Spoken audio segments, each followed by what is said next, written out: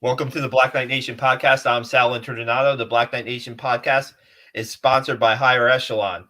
Higher Echelon is a world-class consulting firm that trains employees in sports psychology secrets that drastically improve work performance. Founder Joe Ross is retired Army. He played fullback for the Black Knights, later coached for Army as a fullbacks coach, and puts that experience to use for his clients. We thank Higher Echelon for sponsoring this podcast, and we're welcoming our special guest for tonight, Milan Dinga. Milan, thanks for joining us today. We reconnected this week and asked you to be on the podcast, and like that, bam, we got you on. So thanks a lot. Yeah, Sal, it's a pleasure. It's been too long. No doubt. We'll talk about Milan's career as an Army baseball player, also a little bit in the minor leagues, and then he's doing something that I think is really crazy this weekend, running 100 miles, an ultra marathon through the Florida Keys. Is that right or no? Yeah, it'll start at the top of the Keys in Key Largo, and then it'll end in Key West. So hopefully it won't be too hot, but it's going to be a long 100 miles. That's for sure. Wow, we'll talk about that. First off, I was going over. My daughter had dance class this afternoon. I'm in my car and I'm going through like your career as a baseball player, and then I'm going. Last night I went through a couple of stories that I wrote, and man, I mean, you were one of the guys who from freshman year I remember talking to you for the first time, and I knew that there was personality that you had, right? You're very outgoing. It was pretty easy to bounce, ideas, questions off of you. You're pretty one of the best interviews that I've ever had when I was covering the baseball team, no doubt. How did you let's get into this first. How about your journey to West Point? How did you get there? They recruited you. How did the recruiting go for you, and what made you say yes to Army? Yeah, so I grew up in Tampa, Florida, and I was a good high school baseball player, Sal. I wasn't. There were a lot of players who were a lot better. Some great high school baseball players, specifically in Florida. I mean, one of the baseball hotbeds. So actually, I wanted to play baseball at Florida State, but once again, I was good. I wasn't great, right? I had a buddy in high school who wanted to play at West Point, and back then you filled out like an application.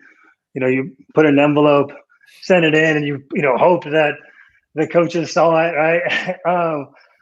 So I did that with my buddy, and the Army team every spring, the Army baseball team would come down to Tampa because George Steinbrenner would bring them down, and they would play at the Tampa Yankee Stadium, which is awesome by the Steinbrenner family to do.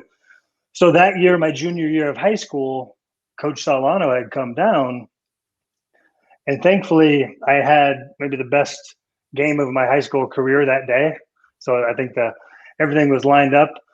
And so after that game, Coach Solano would call me every single week. And so the first call, I remember taking it in and not really understanding what West Point was. I was somewhat familiar with military life. My mom was a nurse in the Air Force, so I lived on bases. We lived in Spain for a little bit, so I had experienced the military life, but I didn't know what West Point was. And as I said, I wanted to go play ball at Florida State, right? I mean, here I am. And at the time, I probably thought I was a little better than I was, right? I was good. I wasn't that good. So as Coach Solano keeps calling, I start doing my own research, and I'm like, oh, this is a really impressive place. I start looking into the history, start looking into just what it means to go to West Point. And at the time, I also wanted to play both ways. So I wanted to hit, but I also wanted to pitch. I didn't want to make a decision. And if I had any shot at a bigger school, they would probably make me choose one or the other. So Coach Solano said, oh, you're going to get a chance to play both. So I go on my recruiting visit, and I remember this on Friday night. We get in, and there is called Central Area. It's like the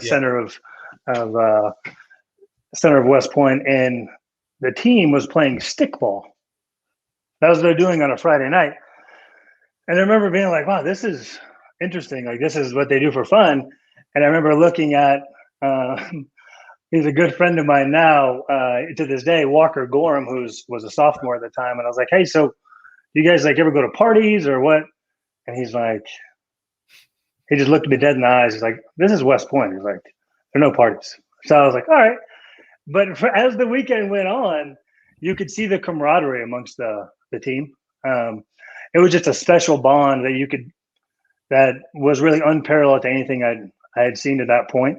And then as you go on your recruiting visit and you walk around campus and you see names like MacArthur, Eisenhower, Patton, right? These are names that have helped lead, some of the biggest leaders in America.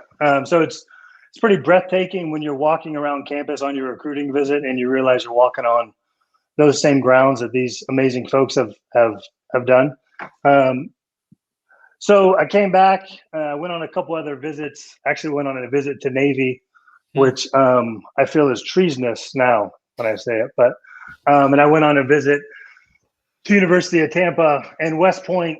I knew it wasn't going to be easy. I thought it was going to be the hardest thing I ever had to do, and it was. But I would do it 1,000 times again. And then as far as the career I ended up having, I was very fortunate to be blessed with great teammates. And my career didn't start off that way. Actually, I didn't have a spot in the starting lineup. I remember sitting down with Joe or Coach Salano in that fall. After the fall season, I didn't get one hit in the fall season. Wow. I was over. And I was throwing like 82 miles an hour because after Beast, your arm isn't there. And I remember we sat down and Coach Salano was like, hey, the only spot open is left field. He's like, but it's not yours. And he basically said, you're a jack of all trades, master of none, because I was trying to figure out my groove. So season starts. We opened up at UTSA, and I start off. I go 0 for 4. I think the first game. I don't play the second game because I was going to pitch, and I go 0 for 3 the third game. So I start off 0 for 7. Yeah. So I'm like, oh, I'm never going to play. The next weekend, someone had hurt their leg, and we were going to UMBC. Ended up having a good week. I think going like 6 for 8 with a couple of doubles. And since that point on, I was able to crack the starting lineup. So I'm very fortunate. Wow. And the first, I was looking at the stats, right? First thing I saw was in your 4 years at West Point, the teams that you were on won 131 games. I mean, that is a lot of success that you guys were able to have. I know the first 2 years, right? You were able to go to the NCAA tournament. And you got to play Florida State, right? Yeah, we did. So I would, when I look back to my fondest memories of the baseball team would probably be that second year in the Florida State Regional. So my freshman year, we went to the LSU Regional, and that was our first time making the regional tournament. And we went in there thinking, we didn't really know what to think. We're going into LSU at Alec Box Stadium, and LSU, they were good. They were much better than us. We had our best pitcher on the mound, and Nick Hill, and they pounded us, right? So the next day we played College of Charleston. We lose 2-1. The next season we open up at College of Charleston. We go lose 3 games, lose 2 games to Duke, but then we hit our stride my sophomore year in 2005. We start. I don't recall, but I want to say there was a winning streak there of a decent amount of a lot of games that season. So then we win the Patriot League championship, and our bid is to the Florida State Regional. And so that's interesting too, because I had wanted to go to Florida State, and I actually knew several players on the team at the time. Shane Robinson was the college baseball player of the year. He was their center fielder. We had played high school baseball together. Actually, an ex-girlfriend I was dating at the time, her brother was like the backup catcher. There's a lot of folks from Tampa on the team. But we walked into that regional sound. We thought, well, we had already been exposed to the fire the previous year, right? Like we went into LSU, kind of were overmatched, but we went into this FSU regional. Florida State was the 1 seed. Auburn was the 2 seed. South Alabama was the 3 seed, Yep. and we were the 4 seed. And I don't want to say we felt disrespected, but we felt we were a really good team. I mean, we looked at Florida State, and Florida State wasn't an LSU. They were kind of more of a small ball team. And we had Nick Hill going for us. Nick Hill's as good as they get. So we have a pretty good feeling that we're going to win. We can win this game. So I remember the first inning, I think I got a base hit. Nate Stone drove me in. So we're up 1-0. They come back and score. I think Shane Robinson, he got on a walk and then stole second. He scored. So it's 1-1. We're going into the second. Cole White, one of my best friends to this day, he was hitting in the 9 hole back then. And he hit a mammo shot to left field to make it 2-1. So now we're up 2-1. We give up another run in the second. So it's 2-2 going into the late innings. And then we tried a backdoor pick. I remember at third base because I was in left field on their catcher who was going back into third, hit off his back. They scored. They end up winning 3-2. Yeah. I mean, Sal, we actually had a shot at the end of the game. I actually hit a ball into the 6 hole. Speed was never my strength. He backhanded it, threw me out at first. If I could have run a little bit faster, maybe we'd had a shot there. But we lost 3-2. So then we go into the next game, and we're playing South Alabama. And now we have Justin Kashner on the mound. And Justin Kashner, I mean, you talk about a bulldog, ultimate competitor, a guy you'd follow him into hell. Like he's a winner. So he throws a really good first part of the game, and then Monty Jones comes in. Monty Jones is kind of an underrated, one of the better middle relievers I think we've ever seen at Army. He comes in for a couple of innings, and then I come in to close it out and get a save. And we beat South Alabama 8-5. I mean, that was kind of our shining moment to win our first game in a regional. So that was a pretty cool moment. And then the next day we were a little overmatched with Auburn. But that was a kind of a coming to, I think, showing everyone that we were here to stay, our program. And then from then on, there's been guys much more talented than me that have come through the program. Well, man, I was looking through the career marks. You're right up there on a lot of all-time lists, Milan. I mean, you are up there in career triples, right?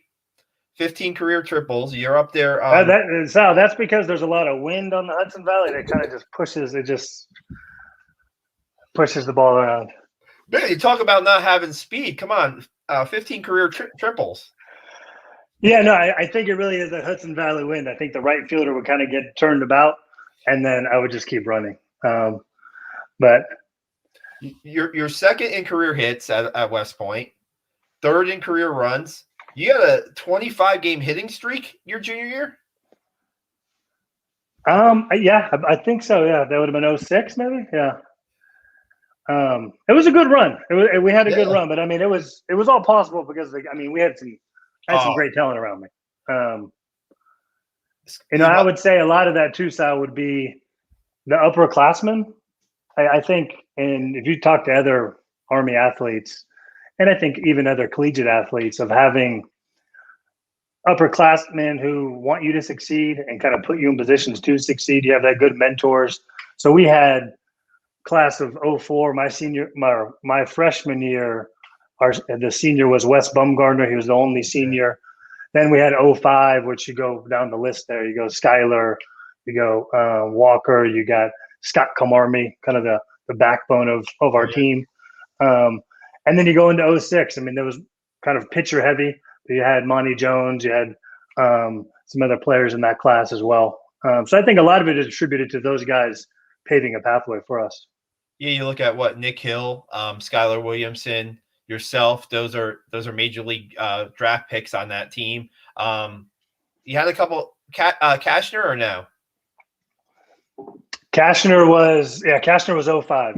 Yeah. Yeah. I don't know if he. I mean, he was he could. Did he play? No, he didn't. He would have done well. I don't know why he didn't get a shot, but he would have been done well. I mean, he was the ultimate competitor.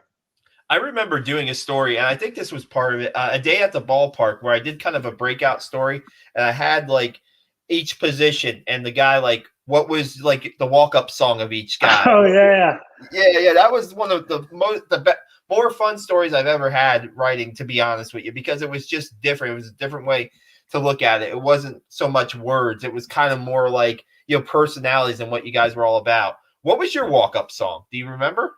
oh yeah. I actually remember that article. It was I saw it the other day. Where did I see it? I was in. I think Walker Gorham had it in his little office Really? up I in was North looking for that Carolina. online.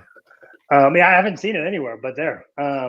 So my walk-up song, a lot of people would change their walk-up song. I, believe it or not, was fairly superstitious. Yeah. And so I kept the same one. And mine was Explosive by Dr. Dre, but it was just the instrumentals. So I'll pull it up on my phone before we get done here. And then, but some people change their song every year. Like Cole White would change his song every year. You know what's weird? I remember Skylar Williamson's song. Something I got my 5s on it or something like that. Yeah, I got 5 on it. Yeah, I got 5. Yeah. I remember still to this day writing that in that story. It was just like that was a great, because it also I was able to show like, hey, Babe Ruth, there was a ball hit here on the library. Oh yeah. Yeah. It was the history of playing at Doubleday, right? I mean, holy cow. I mean, the history of West Point overall, when you really start to dig into it and you kind of, I think you're able to do it when you come back post-graduation. When you're there, you're so caught up in the moment. And by that, I mean, you're trying to advance to the next day. I mean, it's almost Groundhog Day. And you're just trying to make sure you get through this day and the next day. But like, when you come back for a reunion and you see what a beautiful place it is, but also how much history was made there. I mean, George Washington deemed it the most strategic post in the Revolutionary War. I mean, and there's a George Washington on a horse in front of the mess hall. But Abner, I mean, the Doubleday Field, go back. I mean, the inventor of baseball. I mean, depending on who you listen to, I mean, Abner Doubleday, West Point grad, invented baseball. Yeah, and you know what? The seating in the stadium, right? The number 880 comes to mind. That it wasn't like a big as far as capacity, but I mean, the way you guys had the things rolling there, I mean, you would probably get some decent crowds on the weekends for you guys. I imagine, right? Especially cadets coming down and stuff too. Yeah, we had. I don't know how many the stands held, but I mean. Sounds like you knew 880. I'll go with that. I'll take that number. But it felt like a lot more. We had such a loyal, I want to say fan base, but really just a friend base. I think it went to show of how great of people the guys in the team were, that we had such a great friend group. Yeah. I mean, there was a 4-year stretch there where, on that first base side, there was a little section there. I don't know if you remember, and it would be filled from the first seat all the way to the top section of hecklers. And I know because my roommate, Matt Vargas, who played sprint football, he was in the promo. He was one of the ringleaders. It was so big. I mean, I would have friends that came up from like Tampa. One of my buddies, my buddy Nello, came up and he sat with everybody. Like it was like a thing to do, to be there. I remember that, to be honest with you. I remember that when I would cover games up there. And I can only imagine what the hecklers were like when Navy was in town, right? When you guys were playing Navy. Yeah, when I was there, we were fortunate to get the star every year. I mean, so if you look right this year, yep, that has 4 stars on it. Yeah, and that's an Army A. And so we beat, our record against Navy was 14-3. So we were fortunate to wow. That's domination right there. That's domination. I mean, yeah, and so I mean that's also a big. You look at back on their career. That was a proud moment for us too. And it's good to see the football team is, we're getting back on track here. I mean, me and a group of guys, we all go to the game together. We got buddies of buddies now. We got Nick. Nick lives in Philly, and then one of his buddies comes to the game. One of Cole's buddies comes to the game. So it's pretty cool. I mean, there's that camaraderie that goes on. Yeah, I mean, just a couple more things about baseball. As far as West Point, I mean, you talked about like we're going through names here. I mean, it was just a great, like you said, a great group of guys. I mean, they were super easy. I remember I love going up to practices, watching, and even games afterwards and talking to you guys. You had Kyle Scoggin was also a guy that was really good shortstop on that team. Nate Stone, right? You talked about Nate Stone, right? Yeah, I mean, those guys were great. I remember, Sal, during Beast, going into your plebe year, I came to West Point and I was recruited to play shortstop and pitch. Once again, my feet weren't that quick, so I was trying to play shortstop, but I remember I took a quick cat nap before we went out to the field, and Kyle Scoggin didn't take a cat nap. He was already he was taking ground balls, and I remember Coach Salano walked in. He's like, "Do you see what Kyle Scoggin's doing?" And I was like, "Yeah, I see that." And at that point, I realized that when I watched Kyle taking ground balls, I was like, "You know what? He's probably going to be our shortstop for the next 4 years. I got to find somewhere else to play." We didn't touch on your pitching when you go closing games. You talked about you did get a chance to close against South Alabama.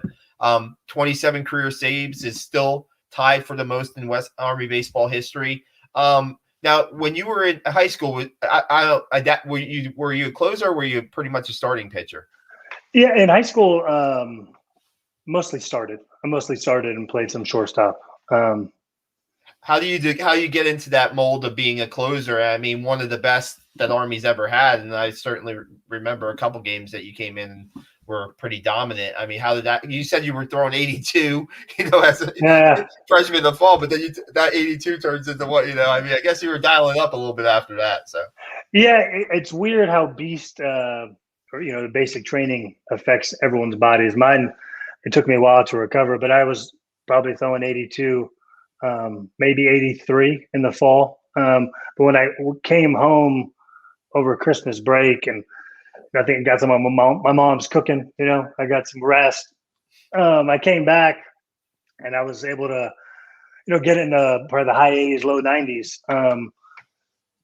And so it was just what the starting lineup had always, the starting rotation was already kind of set. I mean, we had Nick, we had Justin Kashner, we had Dan Capello, we had Wes Bumgarner. Yeah. But the bullpen they're still trying to figure out the bullpen. I mean, we had Wade Greenlee, we had Dan Pluff, Monty Jones. We were trying to figure it all out, and I got an opportunity to come in and close. And actually, where I think I kind of paved my way was we actually went down to play University of Florida my freshman year, which was also big for me because I knew some people on the team, and Florida kid coming back home, and I don't remember what Florida was ranked. I want to say they were a top 10 program at the time, and we came in. I remember Wes Bumgarner was on the mound, and he had this dirty changeup that he was just dicing up University of Florida. I think he picked off too. He had a great pickoff move. He must have picked off, I don't know, 3 to 5 people. It was impressive. Wow. It was an impressive showing. And Florida wasn't expecting that, right? Florida was expecting this team from the Northeast will beat up on them a little bit. But I remember that was the team that Matt Laporta was on. I don't know if you remember the name Matt Laporta. Yeah. And I was able to come in and close out that game. And I think at that point I kind of solidified myself as kind of in that closer role. And so from then on out, every time there was a close game, I would come in, and I would come in from left field because I was usually playing left field. But I loved coming in to close the game. I mean, I loved hitting, but I think there's something exhilarating about the pressure's on you, and everyone's looking to you. You have to come finish. You come finish this game and close it out. I really enjoyed coming in to close games, and it would not. And I go back to it, Sal, but as we got going, like in that 05 season, I mean, our bullpen, kind of unsung heroes, is that from when the starter came out to the ninth inning, there was a scoreless streak there where like Wade Greenlee would come in, Dan Pluff, Monty Jones, and really just kind of serve it up to me. So I just tried not to mess it up. You know what I mean? That was my big thing. I think these guys have already set this table, so let me see what I can do here. Yeah. Hey, if you're watching live with us on the stream, if you have any comments or questions, feel free to post them for Milan and myself. Let's get into a little bit about your minor league career. You know, you get drafted, right? You go in the 10th round to the Angels. I guess that's a call like every baseball player's waits for, right? Do you remember what that day was like for you? Yeah, I mean, I remember exactly. I actually went to my brother's house. My brother Lucas and his wife Lauren, they were living up near Orlando, and I went there because my parents had dial-up and they had regular internet, and back then the draft was on the computer. Yeah. And as far, I think one of the most the best days of my life was graduating West Point, May 26, 2007. And then I would say the close second would have been getting drafted, because you've worked all your life for this moment and you don't know if it's going to happen. I played in some summer leagues, the Cape Cod League, and had a good run at Army, but you still don't know if you're going to get drafted or not. It's kind of up in there. But that year, the first day of the draft was on TV, and I knew I wasn't going in. I think it was the first 2 rounds. Yeah. Maybe first 3 rounds. I thought Nick was going to go early. I thought he was going to go real early. And I remember the Angels called me and he said, "Who's the best player you ever?" There was this. He said, "Hey, Milan, it's I forget who the GM was, but he said, "Who's the best player you ever got out?" I was kind of thinking. I was like, I think I said Justin Smoke. Justin Smoke played in the big leagues. He's like, "What'd you throw him?" And I was like, "I threw him a changeup." And he goes, "What did he do?" And I was like, "He grounded it back to me." And he was like, "All right." He goes, "We're going to take you in the end of the 6th. I'll talk to you later." And so I'm like, well, first of all, that I'm going to get drafted. Second of all, now I'm glued to the computer, Sal. I'm looking. Yeah. I'm like, okay, well, I'm looking 6 rounds coming. Okay, 7th round's coming. I'm like, all right, well, maybe I'm not going to get drafted. I have no idea. So then we go into the 9th round, and the Yankees called, and they said, "Hey, would you sign for $10,000 with the last pick in the 10th round?" And I'm thinking to myself, Sal, I would sign for a cheeseburger in any round. So I'm like, yeah, count me in. So now I'm like, okay, well, hopefully I'll get drafted this time by the Yankees, and because they had the last pick because of the, how the draft order is with how they did the previous year. And then I saw my name come across. The Angels took me in the 10th round. And I remember I was actually making some wings in my brother's kitchen. And my agent at the time was actually a law teacher at West Point, a guy named Ryan Alger, great guy. He had screamed. We had the speakerphone on, and he screamed, and I ran back over there with a wing in my mouth. I looked, and I was like, "Oh, this is awesome!" So that was a pretty cool day, and then that was a pretty good run. Yeah, and I guess I mean at that time, right, with Army and professional athletes, you had the alternative service option, and football, and even with baseball. I mean, but you knew pretty much what kind of you were signing up for with that, right? That you were gonna get it. You got a chance, but then there's a possibility that chance may not be a long-term deal, or what was that like? Yeah, that's it was an interesting time. So you don't go to West Point to try and play a professional sport. If you do, you probably should go somewhere else, because you're working on 6 hours of sleep. Yeah. Your priorities are, sports are coming down here. You got academics, you have your military. So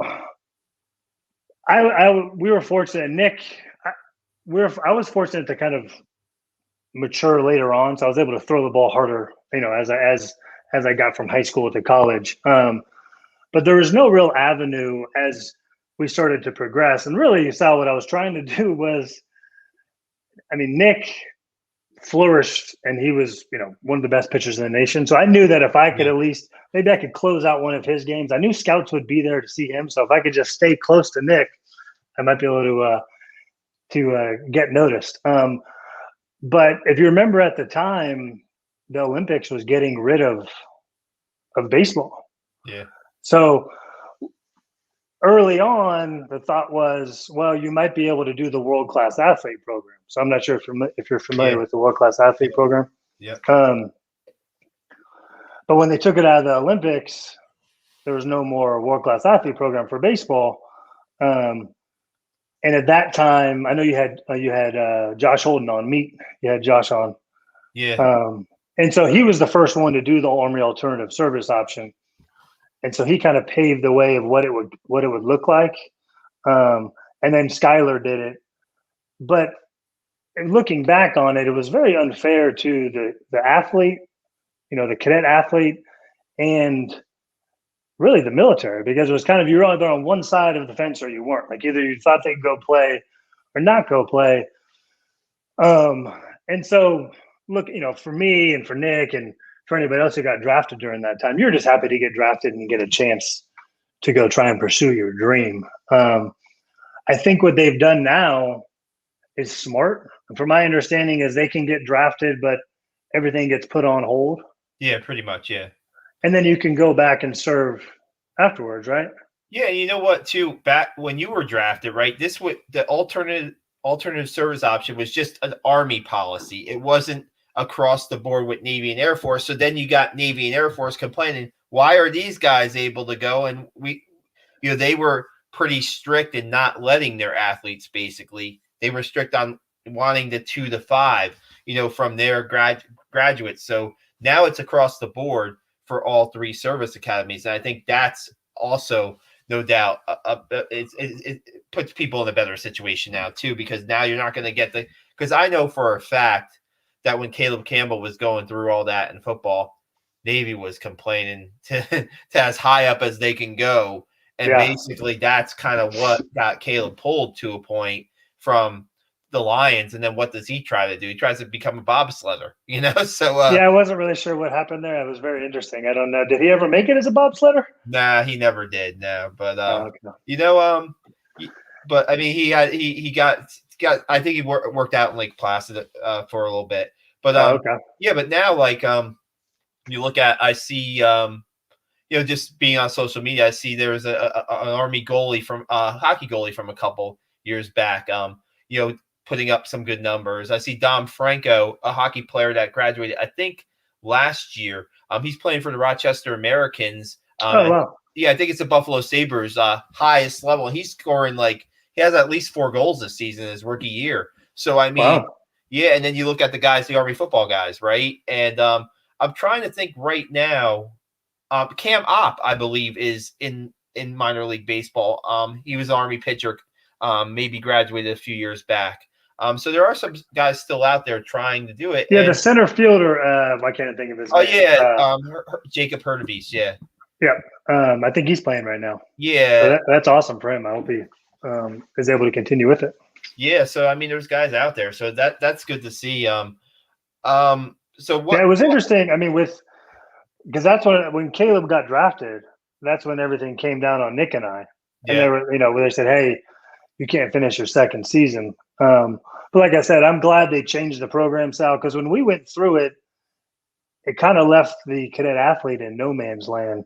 Or I'm sorry, the officer when you graduate, because we still were getting promoted from the second lieutenant to first lieutenant to captain, but we weren't doing traditional Army jobs, right? So next thing you know, if you don't make it in 2 years in sports, right? So you have 2 years you're playing, you don't make it. Well, now you're a first lieutenant and you haven't really done any traditional Army time. So you're kind of in no man's land. Yeah. So it really wasn't beneficial for anybody in my eyes. I think what they're doing now, if they're going to allow kids to play, just put your service time on hold and say, hey, when you get done, you have to serve your 5 years. Because at that point, they'd hopefully be even better leaders. I mean, they've been exposed to more things. That would be and I think they're doing it now. Yeah, the argument was always how much of a public, like, the athletes getting out and being professionals, and how much that would help the image of and the recruiting of the service academies, right? And maybe Yeah. draw more yeah, who knows, more athletes or more prospects, whatever, to the academies. And I think if you look at a guy like Ali Villanueva, right? I mean, he's served his time. He's totally different. He served his time as Army Ranger, He's and a now freak. He's unbelievable. I mean, it's just, that's an incredible story. And Oh yeah. I mean, I talked about this with I believe Ross Tucker last week about, you want to point to anybody as how it should be done. It's Ollie, right? I just the type of officer he was, and the type of a pro he is now, and it's a great example of what it what it should be, to a point, not what you guys had to go through, because I could imagine, like, just being in that situation had to be tough. So, and then what was it like when they kind of pulled you? I mean, was that like, okay, well, I guess this is it for me, and I'm gonna go back. I'm gonna go focus on my military, career. Yeah, it was kind of uncharted waters because you weren't really sure. So I came back to West Point. I was going to Fort Bragg, but at this point I was already a first lieutenant. So I hadn't done like traditional. I hadn't been a platoon leader or done really anything. So, but I went to go see a doctor about my shoulder, and he said, "Hey, let's operate on it before you get to your line unit." Long story short, I ended up having 3 shoulder surgeries. Well, 2 shoulder surgeries while I was in the Army. And so what I ended up doing was, and once again, I was kind of in no man's land, was I was very familiar with, we had a department called the Center for Enhanced Performance, which is where Joe Ross is kind of taken now with higher echelon into, I think, the private sector. And I knew the department head there, Colonel Olson, awesome guy, and then Major Doug Chadwick, I think 96 football player. Yep. And they allowed me to come teach in the Center for Enhanced Performance for a couple of years while I was rehabbing my shoulder. So it ended up, as most things do, right? If you work hard and do the right things, things will work out. I was able to mentor a lot of cadets, and I think hopefully impart some wisdom, when I was teaching them. So I spent most of my time teaching at West Point, which is pretty interesting. I never would have guessed this is how my career would have ended up, and then ended up getting out at about 5 years. So it was a unique path. I wouldn't change it for the world. It was a phenomenal experience, but it was definitely a unique path. No doubt. And so once you left West Point, what was your life like after that, and what are you currently up to now? Well, one great thing about West Point, one of the many great things I should say, is the network of individuals, and I think it stems back to kind of what we were talking about earlier about why you come to West Point, and when you get there, you see it as a bigger picture. The camaraderie amongst you and your classmates, there's a special bond there, and in that bond, I think gets even more solidified when you get to on an athletic team. But the beauty of West Point is you could be the star quarterback, you could be a valedictorian, or you could be somebody who just got into West Point, like just barely got in. But when you get there and you go through basic training and you start your journey to become, a commissioned officer, everyone goes through the same trials and tribulations. So your man to your left, man to your right, you're all going through the same suck, if you will. And so, your first 2 years, you're going through the same core curriculum. You're going through everything the same. And then you have your honor code. A cadet will not lie, cheat, steal, or tolerate those who do. So I firmly, that weeds out some of those, it weeds out the rotten apples, if you will. So everyone who graduates, 99.99% of people who graduate are just phenomenal human beings, and they've all gone through the same trials and tribulations. And where I'm going with this is, me being a 2007 grad, I can go to the Publix down the street and run into a 1987 grad. And we can pick up like we've known each other forever because we have so many common things to talk about. I mean, we've all taken physics 1, physics 2. We've all had to go through and do the IOCT, all these small things that are really tough at the time, but what they do is they just continue to build your character.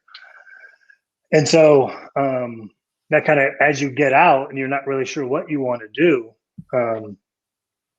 that's when you start to rely on that network. And so what I did was I reached out to every single Army baseball player that had ever played at Army. I made a spreadsheet because all I knew was Army. I had my mentors in the Army, and then I knew some guys who played pro ball. Yeah. Well, pro ball was done. I wasn't able to play, and my shoulder was all messed up. And I wasn't staying in the Army, well, partly because my shoulder as well. So I was like, what am I going to do? So I reached out, and I just called them. I called them, or I sent emails. And everybody who I believe read the email or got my call responded back. So we're talking wealth management, oil and gas, medical device, basically every industry there is. And so then I just started picking the brains of all these folks. Like, hey, what do you do? How do you like it? Can you tell me about a day? What advice would you have for me? And so I was able to leverage the West Point, experience, and also the Army baseball experience. So it kind of had that bond. And pretty magical that all of those people responded back, right? And so what ended up happening is I gravitated towards the medical device arena, and I had some buddies, some grads who had gotten out before me, and they were doing that. And so I got into the medical device world. I worked for a startup, and then Johnson & Johnson, and then took some time off, went and traveled the world. So consider myself a try. I've been to 43 countries now, trying to see the world. And then I got back in with a company called Medtronic, big medical device company, and then most recently at a company, Converge Medical Technologies. We have 2 back devices to strengthen and recondition the low back muscles and the neck muscles, and things are going really well. So I manage from like Richmond down to Florida. So I'm on the road quite a bit. So I think life is good as far as on that side. So that's kind of what I'm doing now. And I live down the street from my brothers. I have 2 nephews and a niece, and they're getting at that fun age where, they're starting to get into sports, and it's just, it's a great time to be around them. I mean, my middle nephew is a phenomenal football player. So he's going into his sophomore year. So hopefully he's listening to this, and I'm always trying to brainwash him to hopefully one day he'll wear the black and gold and be playing at West Point.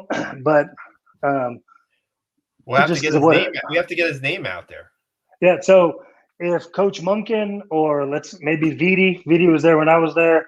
Yeah. Tyler Dinga, and he goes to Bishop Moore in Orlando, Florida. That's a good program too. Yeah, I think there's a kid going to West. I think a lineman going to West Point from Bishop Moore. Charlie Rolnick. Maybe I have the pronunciation wrong. Is that who it is? Yeah, Rolenc. Yeah, Rolnick. Yeah, he's going to West Point directly. Yeah, directly. He'll be on the team coming in the fall. Yeah, no, it's exciting, and I say all that because West Point to me changed my life. Mm-hmm. I mean, I would do it. It was the hardest thing I ever did, but I would do it 1,000 times again. So, it was awesome that baseball and all that worked out, but the relationships you build at West Point, what you learn there, and not just the relationships amongst your classmates and your teammates, but it's a truly special place with, you get to know folks who work there. I mean, some of my a family that's actually my dearest friends, Billy German and Carrie German. Billy runs all the facilities. Yeah, he's a civilian. Yeah. Carrie works at Gold Coast, runs Gold Coast, civilian. I got to know them my freshman year because of some of the upperclassmen. And they've become, they're the most selfless people, some of the best people on earth. And I've seen their kids now grow up. Their oldest daughter is about to graduate college. Their son's graduating high school. But you just build these relationships with phenomenal people. I mean, they're just the most amazing people on earth. And even us, I mean, I enjoyed just small interactions with really good people, right? I Yep. mean, and then, the faculty there at West Point they're all looking to make sure you succeed. And that's kind of how, not to segue into Johnny Mack, but that's how I got involved with Johnny Mack, was one of my mentors. Yeah. Wow. You have an interesting weekend coming up, no doubt. We talked about at the beginning of the podcast. Now, now it's for a great cause, right? And we'll talk about the Johnny Mack Soldiers Fund in a few minutes. But I've been trying to pick up running a little bit here, Milan. I do it's more of a jog than a run, and I can get to 5 miles, and then I pretty much will conk out, right? You're doing 100 miles this week in an ultra marathon. How do you even make that decision to do it first, and then what's your training been like to prepare for something like that? Well, it's been a lot of running, but there's been a lot of time on feet. I calculated, since I decided to do this the end of January, so it's about 3 months. I've run over 600 miles, which so I'm looking forward to this. I'm looking forward to conquering this 100-miler and just maybe relaxing for a week. But how I got into it, it's funny you say that you don't like running more than 5 miles. I was never a huge runner. Prior to a year ago, I had done one marathon, and my old roommate from West Point, Matt, he was getting back from Afghanistan, and I had it was through work, I had signed up this marathon, but I had signed him up as well, and he had just got back from Afghanistan. And I picked him up from the airport at the Raleigh-Durham airport, and I was like, "Hey, we're doing a marathon in 2 months." And he's like, "What?" Anyways, long story short is we ended up pushing through, and we had terrible time, but we did a marathon. So I was like, "Okay, that's my marathon. I can check it out. I can check it off the list." And then you remember Nick Hill, arguably one of the greatest, maybe arguably the greatest Army baseball player of all time, right? Yeah. Well, Nick now has gotten into running, and Nick is one of my best friends. And so Nick had done an Ironman. He had done a 50-miler. And being the competitive guy that I am, Nick had done a 50. So I said, I'm going to try and do 100. And so part of that, too, is as I looked into it, they say on a 100-mile race, you test the limits of the human soul. You really test who you are. And so I'm looking forward to, on a personal side, it's a challenge to me to what can I achieve, right? Yeah. It's the days of me throwing a ball or doing any other type of competitive sports style are probably out the window. So at least I can still compete with myself on this run. So, personally pushing myself to the limits and seeing what I can do. That's how it all started, really. Just kind of me wanting to push the limits and Nick kind of motivating me. A marathon. Refresh me how long a marathon is. How many miles a marathon is?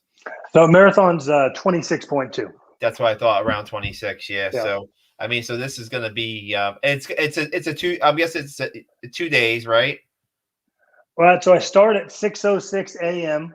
on Saturday morning, and then I have 32 hours to finish it. Okay, so you're running straight through. I'm most likely going to stop at some point. I got to eat, probably use the restroom. Yeah. And so how it works is my buddy Matt, old roommate, he actually just had his 3rd kid, so his wife's probably going to kill him. But he's flying down to drive my truck.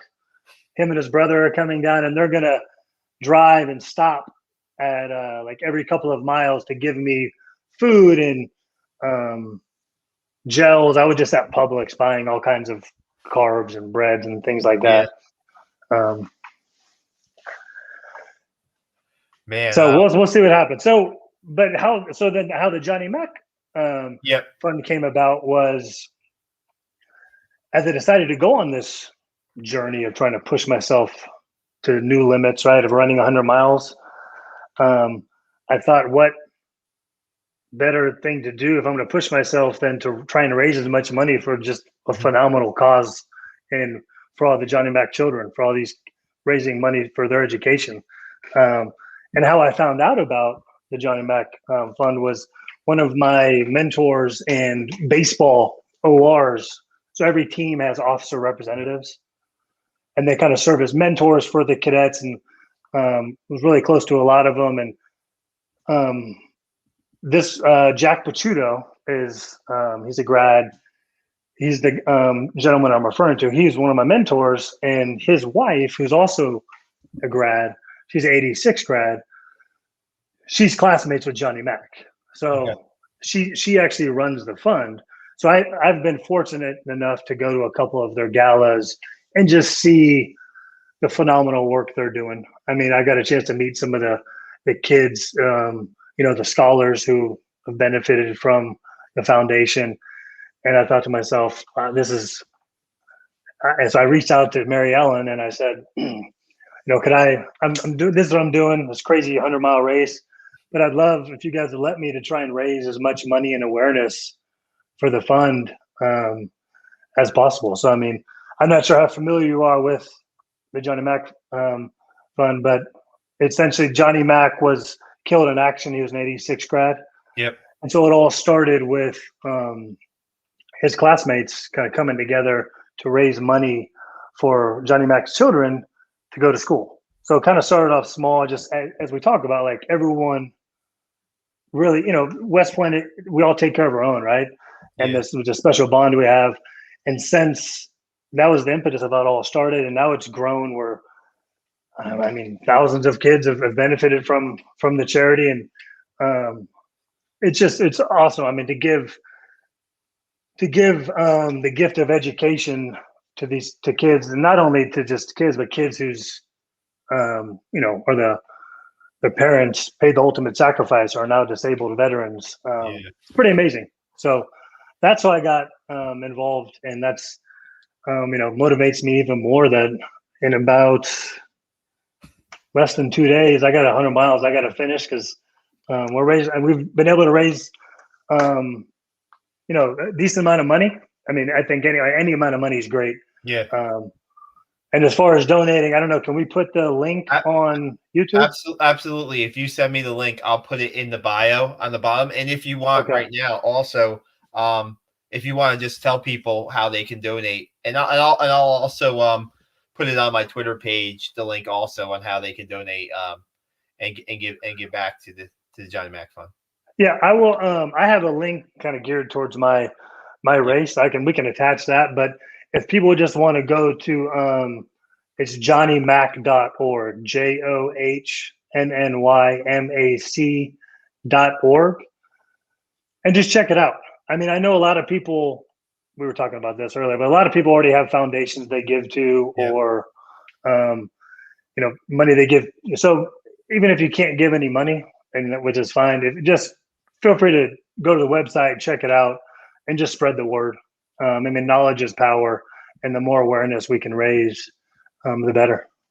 So we had on Markelle Braun. He's a safety on the Army football team. Yeah, I'm a big fan of this. Yeah, I mean, I'm a diehard football fan too. Yeah. So this is his mom now. Oh, is that his mom? We had her on our podcast on Sunday for the special Mother's Day. That. Yeah. What an amazing woman, right? And now she's saying right now the Army football moms will donate to support your cause. So I mean, I love it. That's awesome. I'll send you the link. Want me to send it to you, Sal, so you can post it? Yep, absolutely. Send it to me. I'll post it. I'll definitely get it into her hands. And I mean, this is amazing. I wanted to go back a little bit on your traveling, right? You're a world traveler, but we got this the seriousness of what you're doing this weekend and the message that you're sending, right? I mean, the message that's out there is it's definitely something that, man, you wish. Man, I wish I wish I do stuff like that just to raise awareness for great causes like that. I mean, it's incredible what you're doing, and man, just to say that you have 100 miles ahead of you, but like you said, no doubt there's enough motivation with that Johnny Mac Soldiers Fund to get you through those tough miles at the end, right? Yeah. believe it, I'm excited. I'm excited for the challenge. And like I said, I've never run that far before. The longest I did on the train up was like 47 miles. So it was like a 10-hour race. Okay. But a lot of it's mental. So, Yeah. I was able to get through West Point and do okay there. So I feel good. I'll be able to finish this thing and ready, and we'll do it for the Johnny Mac Fund. No doubt. The closer's mentality, right? You have that closer's mentality. We're going to get it done, Sal. We're going to find a way. Awesome, man. Well, it's been great catching up with you. We'll talk about your world traveling days on another podcast, man. Yeah, no, I really thanks so much for letting me come on. I was it was total sincerity when I messaged you. So it was kind of things are meant to happen, right? So Yeah. I was on LinkedIn. I had just done a post for the run, the foundation, and on the feed your name popped up. I was like, oh, Sal, and I saw we weren't connected on LinkedIn. Yep. And that was right after Mother's Day, because before Mother's Day, my mom had sent me an article that you had written about me, and she's like, well, this just came to mind. And then so I read the article, and then you came about on LinkedIn. It was kind of funny how everything works out. But yeah, it was great, awesome. great to come on. No doubt, it was awesome, and we'll get that linked. We'll put it in the bio of this on YouTube, and I'll get it on social media. We'll get it on my Twitter, my account, and Black Knight Nation. And man, all the best to you this weekend. I'll be contacting you maybe next week, early next week, to see if everything went okay, and stuff. And yeah, I appreciate it. Yeah, we'll stay in touch, man. You're a football fan, We were looking for an analyst. We're looking for post-game analysts once the season starts. So, Oh, are you? I mean, I'm a diehard Army football fan. Still really close with a lot of those, the guys who played. Every year we try to go. A photo from the promo is actually Army, Michigan. So I go to nice. Always go to the big ones, every big away game. Oklahoma, Yeah. wherever it may be. So yeah, let me know. I can't thank you enough for letting me get on here and spread the word of what we're doing over here for the Johnny Mac Fund. And yeah, we're excited. Thanks so much for having me. Absolutely. Great catching up with you, Milan. We'll do it again soon. And guys, if you, again, we'll have the link in the bio, and we'll get the link out for how you can donate and support the Johnny Mac Soldiers Fund that Milan's going to do the ultra marathon this weekend on. And you can follow us on all podcast platforms. We're on Apple, we're on Spotify, we're on Amazon. You can ask Amazon, ask Alexa. Black Knight Nation podcast, play the Black Knight Nation podcast with Milan Dinga, and you'll be able to hear the Black Knight Nation podcast on your Alexa. Cool. Yeah, so it's awesome. Milan, thanks a lot. We'll catch up with you soon. All the best on this weekend. Sal, thanks a lot. Have a great weekend, okay? You too. All right, thanks. Bye.